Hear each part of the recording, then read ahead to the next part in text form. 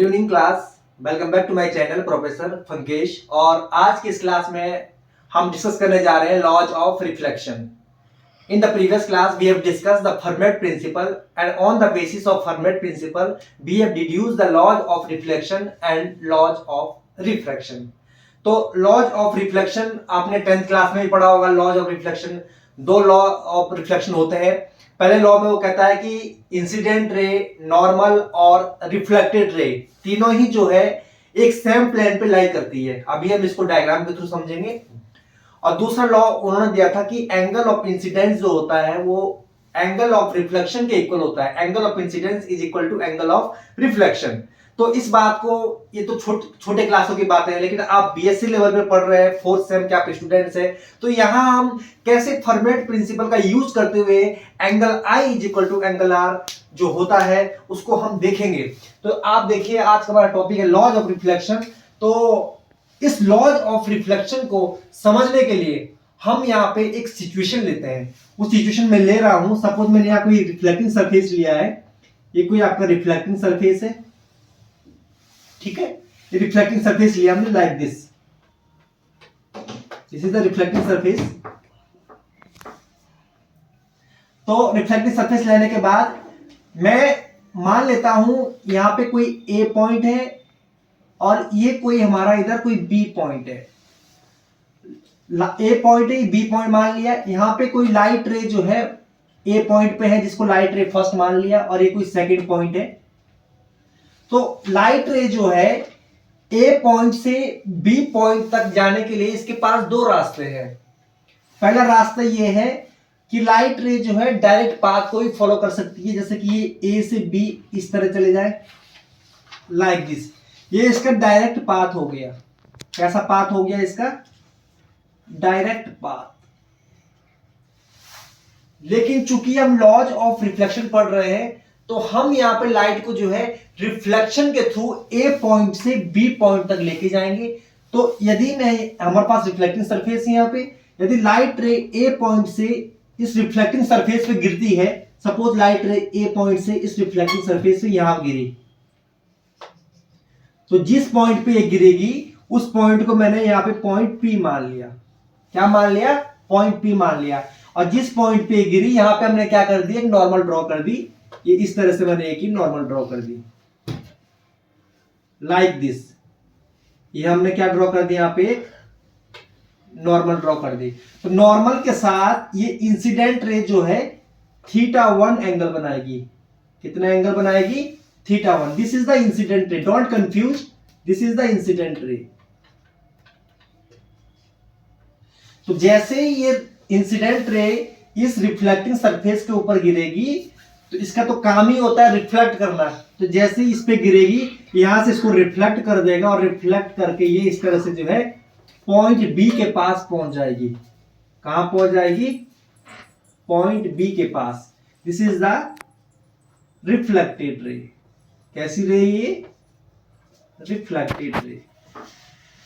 तो reflected ray के ये जो रिफ्लेक्टेड रे है, ये नॉर्मल के साथ कितना एंगल बनाएगी? θ2 एंगल बनाएगी। अब ये जो ए पॉइंट है और ये जो बी पॉइंट है, ये दोनों कैसे हैं? हॉरिजॉन्टल पॉइंट है। इन दोनों हॉरिजॉन्टल पॉइंट के बीच जो डिस्टेंस है, मैं लिख देता हूं यहां पे कि ए पॉइंट है, ये बी पॉइंट है। इन दोनों हॉरिजॉन्टल पॉइंट के बीच जो डिस्टेंस है उसको मैंने क्या मान लिया? स्मॉल डी डिस्टेंस मान लिया। किसके बीच की? हॉरिजॉन्टल पॉइंट ए और हॉरिजॉन्टल पॉइंट बी के बीच की डिस्टेंस, हॉरिजॉन्टल डिस्टेंस डी मान लिया। चूंकि इस डेरिवेशन को सॉल्व करना है, तो इस डेरिवेशन को सॉल्व करने के लिए जो मैंने ये डिस्टेंस मानी इस दो पॉइंट के बीच में, वो मैंने मान ली यहां पे एक्स डिस्टेंस मान ली।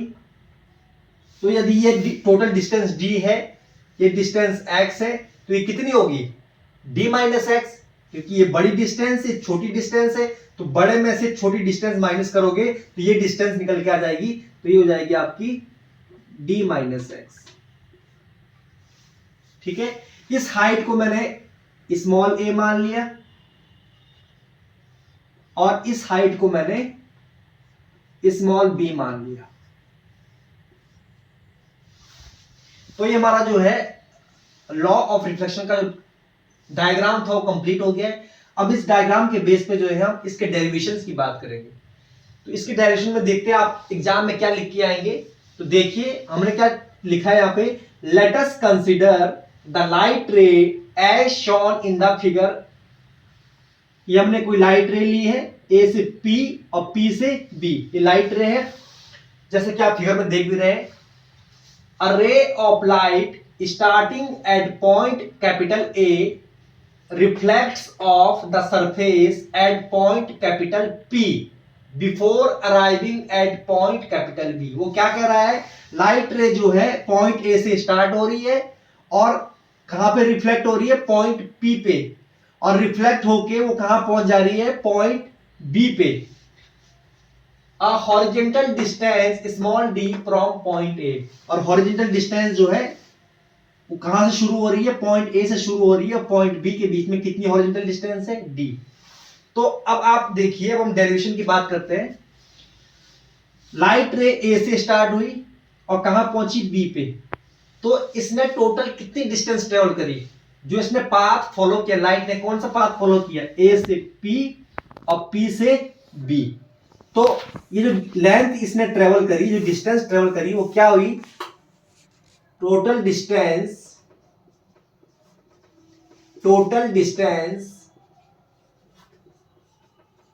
ट्रेवल्ड बाय द लाइट रे, total distance travelled by the light रे। तो टोटल डिस्टेंस को मैंने कैपिटल एल मान लिया, capital L is equal to, तो इसने डिस्टेंस कितनी ट्रेवल करी, ए से पी गया पहले, ए पी, फिर पी से बी गया प्लस पी बी। तो डिस्टेंस क्या हो जाएगी, A P plus P B. तो capital L is equal to A P. A P distance देखिए आप, ये ए है, ये पी है, ये पाइथागोरस थ्योरम से हम ए पी डिस्टेंस निकाल सकते हैं, क्योंकि ये क्या है आपका, ये आपका हाइपोटेन्यूज है, ये बेस है और ये परपेंडिकुलर है। तो एपी डिस्टेंस कितनी हो जाएगी, एपी है आपकी हाइपोटेन्यूज, तो हो जाएगी आपकी हाइपोटेन्यूज, तो हम सभी को पता है, ये हो जाएगी under root A square plus X square, under root A square plus X square. इसी तरह से ये डिस्टेंस कितनी हो जाएगी, पीबी, ये पी है, ये बी है, ये क्या है, हाइपोटेन्यूज है। ये हाइपोटेन्यूज आपकी कितनी हो जाएगी, हो जाएगी बेस प्लस परपेंडिकुलर। तो बेस कितना है, under root D minus X का होल स्क्वायर प्लस परपेंडिकुलर कितना है, बी प्लस बी स्क्वायर। ये हमारी लेंथ आ गई। अब चूंकि हमें फर्मेट प्रिंसिपल का यूज करना है, तो फर्मेट प्रिंसिपल तो यही कहता है कि लाइट जो है उस पाथ को फॉलो करेगी, उस लेंथ को फॉलो करेगी जिसमें उसे मिनिमम टाइम लगेगा। तो हमें यहां पे इस लेंथ को क्या करना पड़ेगा, इस लेंथ को हमें फर्मेट प्रिंसिपल की मदद से मिनिमम करना पड़ेगा। तो इस लेंथ को मिनिमम करने के लिए हमें क्या करना पड़ेगा, डिफरेंशिएशन करना पड़ेगा। किसका डिफरेंशिएशन, इस लेंथ का। इस लेंथ का हम डिफरेंशिएशन करेंगे, किसके रिस्पेक्ट में करेंगे, एक्स के रिस्पेक्ट में, क्योंकि ए तो कांस्टेंट है, डी भी कांस्टेंट है, बी भी कांस्टेंट है, तो क्या बचा, एक्स। तो लेंथ का डिफरेंशिएशन किसके रिस्पेक्ट में करेंगे, एक्स के रिस्पेक्ट में करेंगे। आपको पता भी है किसी अगर लेंथ को मिनिमम करना है, आपने 10th क्लास में पढ़ा होगा मैक्सिमम मिनिमा, तो उसमें उस क्वांटिटी का डिफरेंशिएशन कर देते हैं और put is equal to zero, जहां G is equal to zero कर देते हैं। तो अभी देखिए आप, हम यूज करेंगे फर्मेट प्रिंसिपल का। तो अकॉर्डिंग टू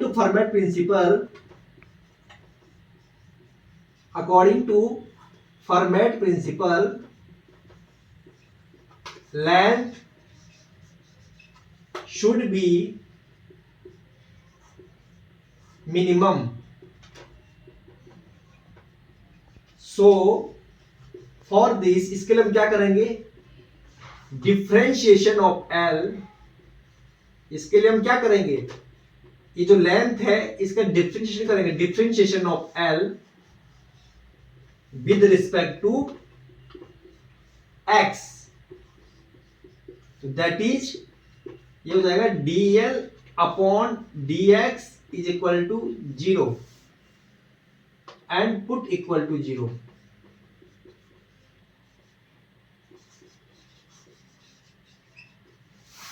ठीक है, तो that is dl upon dx is equal to 0 हो गया। अब ये लेंथ है यहाँ पे, इसका डिफरेंशिएशन करते हैं। हमारे पास इक्वेशन है n is equal to under root A square plus X square plus under root D minus X का whole square plus B square.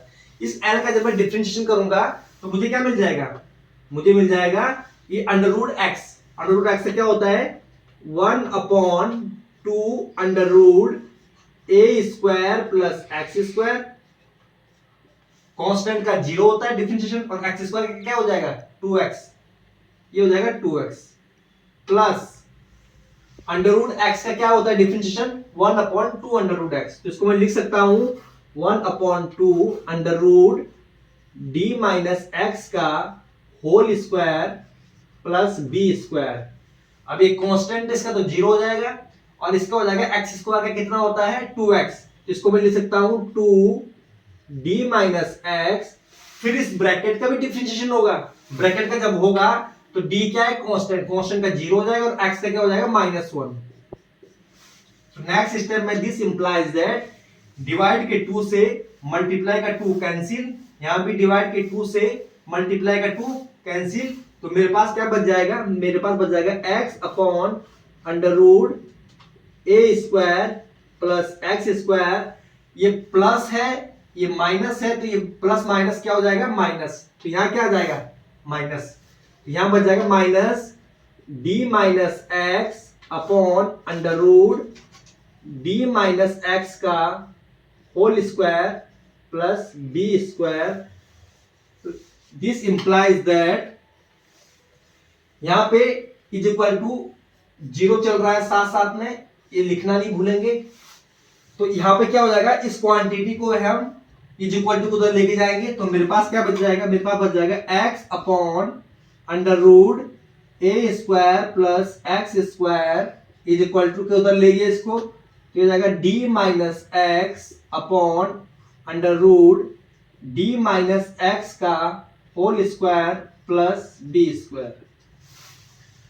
Final result मेरे पास से निकल के आया। अब देखिए आप इस फिगर में देखिए, यहां पे इस फिगर में देखिए, इस ट्रायंगल में देखिए, वाला ट्रायंगल, ये ट्रायंगल θ1 है। यहां से अगर मैं साइन θ1 निकालूं तो साइन θ1 देखिए आप फ्रॉम फिगर इस फिगर से आप देखिए साइन θ1 निकालिए। तो आपने मैथ में पढ़ा होगा एंगल के सामने वाली जो साइड होती है वो क्या होती है, क्या कहलाती है परपेंडिकुलर। तो ये साइड क्या है परपेंडिकुलर, तो थीटा एंगल के सामने वाली साइड परपेंडिकुलर। तो साइन थीटा का फॉर्मूला सभी को पता है, sine theta is equal to क्या होता है परपेंडिकुलर अपॉन हाइपोटेन्यूज। तो परपेंडिकुलर ये साइड कितनी है, ये साइड कितनी थी देखिए यहां, ये साइड कितनी है x, तो यदि ये x है तो ये भी कितनी होगी x, तो ये हो जाएगा x अपॉन हाइपोटेन्यूज।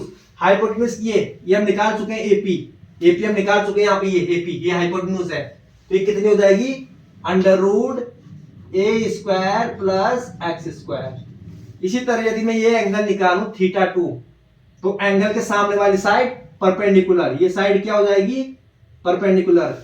तो सिमिलरली साइन θ2 साइन सभी को पता है फॉर्मूला परपेंडिकुलर अपॉन हाइपोटेन्यूज, और एंगल के सामने वाली साइड परपेंडिकुलर होती है। तो ये डिस्टेंस कितनी होगी, देखिए नीचे वाली डिस्टेंस कितनी है, ये कितनी है d माइनस एक्स, तो ये d माइनस एक्स है, तो ये भी कितनी होगी d माइनस एक्स। तो ये कितना हो जाएगा perpendicular d minus X upon hypotenuse आप ये फाइंड कर ही चुके हैं, कितनी थी ये PB under root d minus X का whole square plus B square. ये हो गया आपका। अब थोड़ा सा मैं इसको दोस्तों रब कर देता हूं।